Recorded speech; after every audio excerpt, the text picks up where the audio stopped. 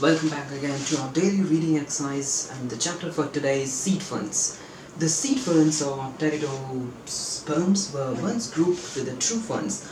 However, discoveries during the last century show that these plants were produced by seeds which form when female and male structures come together at fertilization, as in the conifers and flowering plants on later pages. This was an advance on more primitive spore-bearing and other methods used by horsetails, ferns, and other simpler plants, Neuropteris, Alapteris, and Medulosa.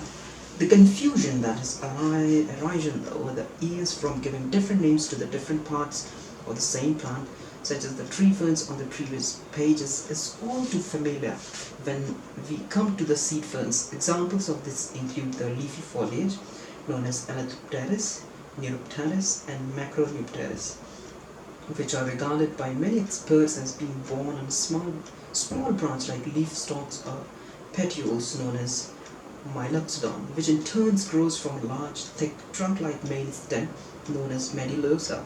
The whole formed a tree-like plant that grew up to about 5 meters, which is sometimes also known by the name Medulosa, and generally classified as a seed fern. To add to the confusion, its seeds are given yet another name, Trigonocarpus. However, this is a generalization, and not all species of the above-mentioned genera may have been part of the same plant in this way. In addition, some authorities continue to use names such as Neuropteris or when referring to the whole plant. Researchers continue to discover new associations as they investigate fossil specimens and work out the relationship between them. The detailed study of leaves such as Neuropteris and Alapteris has shown that adaptations have occurred that are normally associated with low light levels, especially in the former.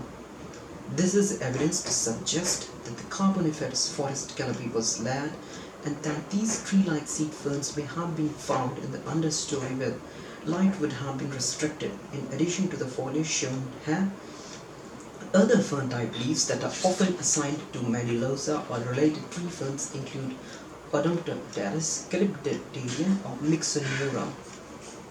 Macroneuropteris. Macroneuropteris follows the typical fern growth pattern of having individual leaflets branching alternatively from either side of a single stem. The leaflets in this fern are characteristically long and fat with rounded tips. This type of leaf was born on the tree-like seed fern plant that is sometimes referred to as Medulosa, a described opposite.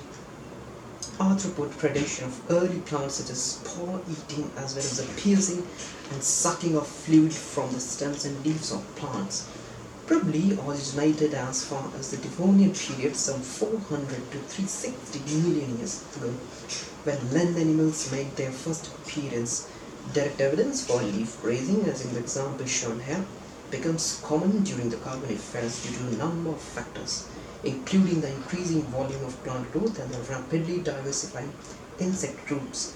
It is the generally good state of fossil preservations from the Carboniferous period that allows us to study the evidence.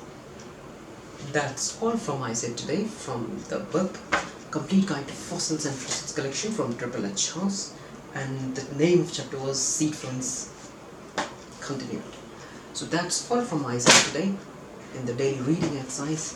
Goodbye, take care, this coach, see you, bye.